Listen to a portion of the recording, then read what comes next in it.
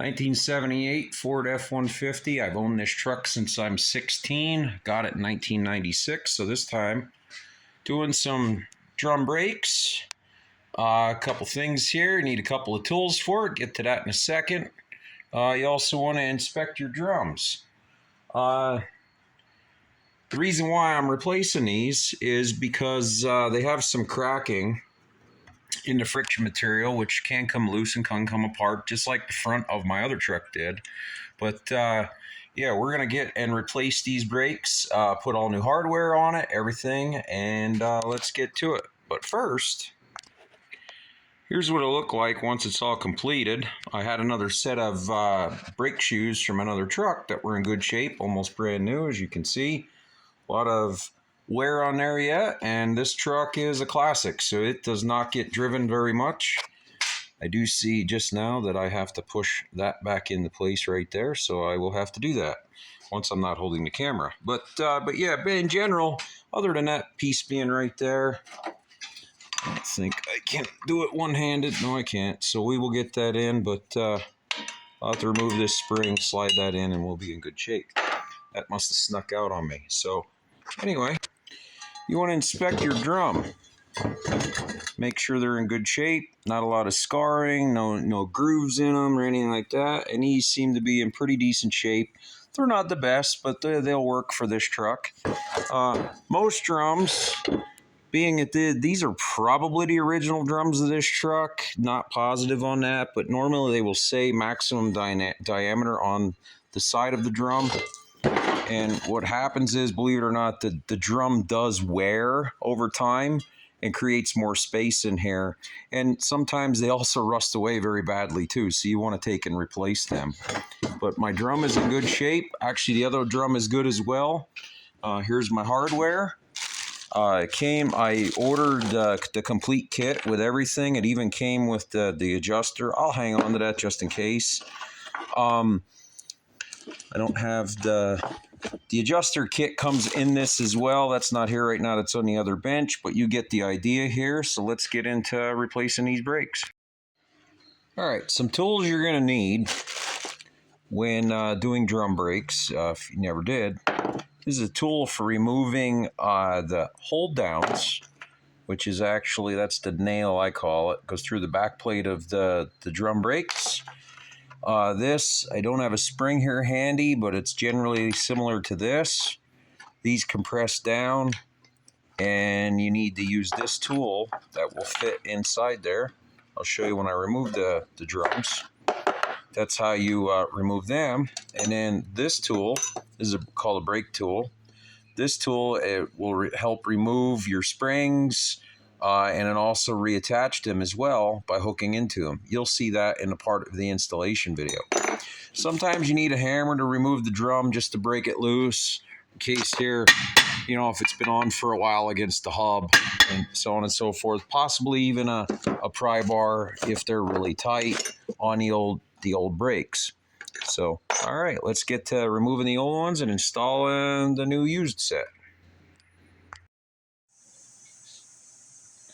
All right, let's get replacing these brakes.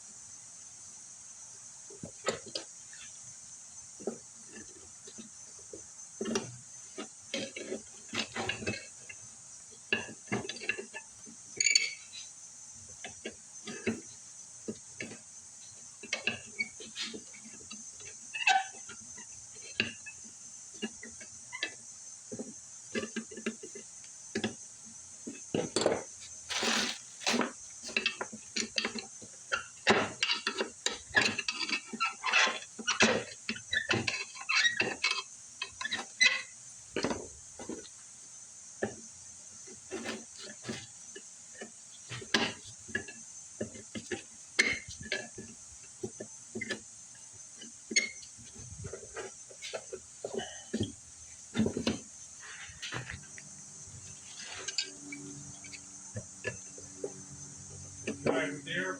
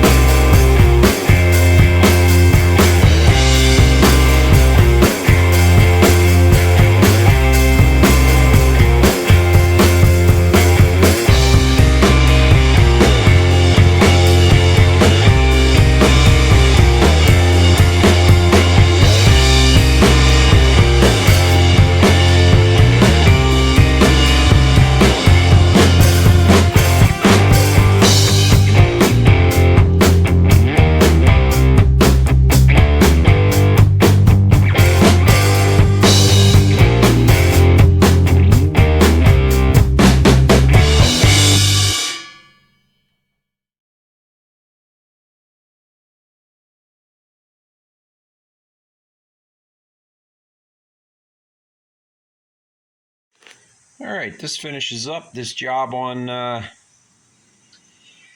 doing drum brakes. I was able to save some money. I had these brake shoes laying around from another job, so if you want to beat me up in the comments, oh, G-Mac, they're a little rusty. They're not hurting anything. They're perfectly fine. There's no cracks, and they're good for wear.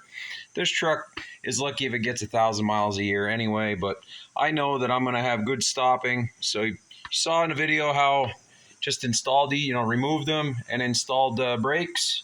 When you go to put your drum on, you just snug them up enough that you can get your drum on nice and snug and tight with just a little bit of drag, not too much. So, but this ends the video on this. Thanks for watching. This is G-Mac. Like, subscribe, and we'll see you in the next video. Thanks for watching, and remember, keep on wrenching.